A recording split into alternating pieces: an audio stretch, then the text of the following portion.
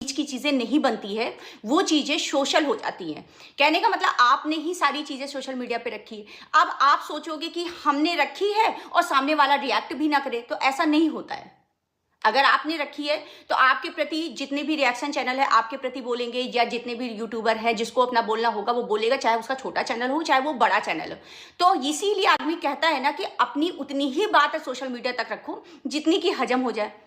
दूसरी बात, आप रखने के बाद ये सोचोगे, आप ये सोचोगे कि मैं सारी बातें सारी रायता रखें और उसके बावजूद लोग मेरा सपोर्ट करें, तो ऐसा नहीं होता है।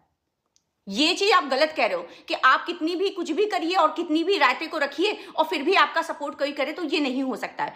दूसरा, मैं ये चीज बहुत क्लियर करना चाहती हूँ कि आपने कहा ना कि मेरे और मेरी वाइफ के बीच में तुड़वाने की कोशिश किया जा रहा है। कौन तुड़वाना चाहेगा यार? पूरी सोशल मीडिया तो लग गई है तुमको जुड़वाने के लिए, कौन तुड़वाना चाहेगा?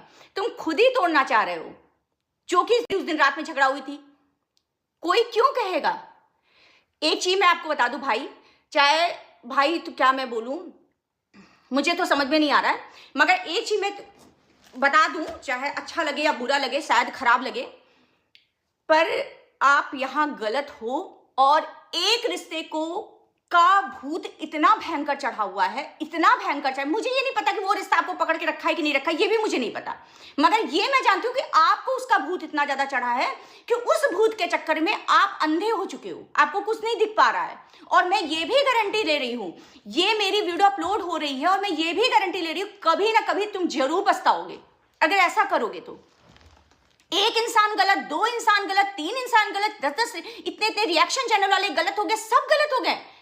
कहते हो ना कि मैं दोनों एक हूं, चलो मैंने मान लिया, ये भी मान लिया कि आप दोनों एक हो, मुझे बड़ा खराब लगा। आप ही रिएक्शन चैनल पे जा जाके अपनी पत्नी की बुराई कर रहे हो। अरे ठीक है, आपकी पत्नी में कमी, आप फोन करके उसको डांट दो, सामने से उसको बोल दो, क्या जरूरत है आपको सोशल मीडिया पर उसको बदनाम करने की? अगर आप एक हो, अच्छी बात है यार, तुम तो एक रहो, तुमको तो जिंदगी भर, तुम तो जब भी मेरे घर पे आए हो, जब भी तुम हमसे मिले हो, मैं ज्यादा अच्छा हूं दीदी कि ये? मैं तो हमेशा कही कि वो लड़की ज्यादा अच्छी है। मैं तो चाह ही रही हूं ना, क्यों चाहूंगी? मैं वो थोड़ी ना बहन हूं, मैं वो बहन नहीं हूं कि अगर तुम बहन की भी रिश्ते से कभी जुड़ी होंगी तो मैं वो बहन नहीं हूं कि भैया तुम दोनों को अलग करने पे जुटूंगी।